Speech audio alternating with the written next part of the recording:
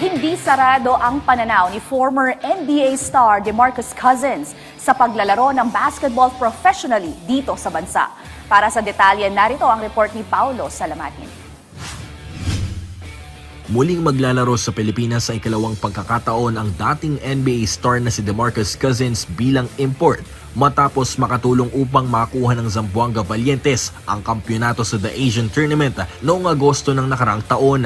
Ngayong 2025 naman, nakatakdang sumabak ang 6'10" NBA veteran sa ilalim ng kupo ng Strong Group Athletics na lalahok sa Dubai International Basketball Tournament.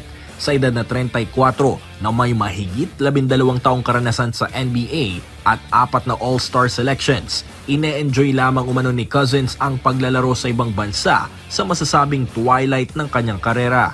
Sa naganap na practice sessions ng koponan nitong weekend, ibinahagi ni Cousins ang posibilidad na makapaglaro ng regular sa bansa professionally.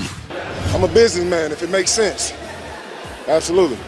I've had more time this time in Manila, so I've really got to, well, not really get out, but I'm getting more opportunity to get out, so I'm excited for that. Hot just like last time, so that didn't change, but overall, I'm happy to be back. I've enjoyed the experience so far, and we've come in here, we've competed for the last 3 to 4 days. We've gotten better with each day, and our intentions and goals are to win a championship in Dubai, and we're working towards that. Bukod sa pagsubok ng mga pro basketball league sa iba't ibang lugar, natutuwa rin umano siyang maibahagi ang kanyang malawak na karanasan sa mas bagong henerasyon ng mga manlalaro ngayon.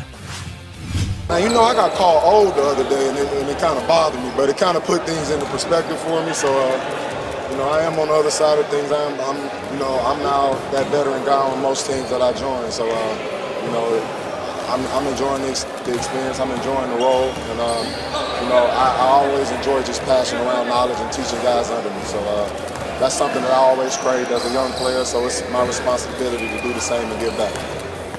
Bitbit ang kanilang bigating roster, nais ng Strong Group Athletics na higitan ngayong taong 2025 ang kanilang runner-up finish noong nakarang taon sa Dubai Tournament.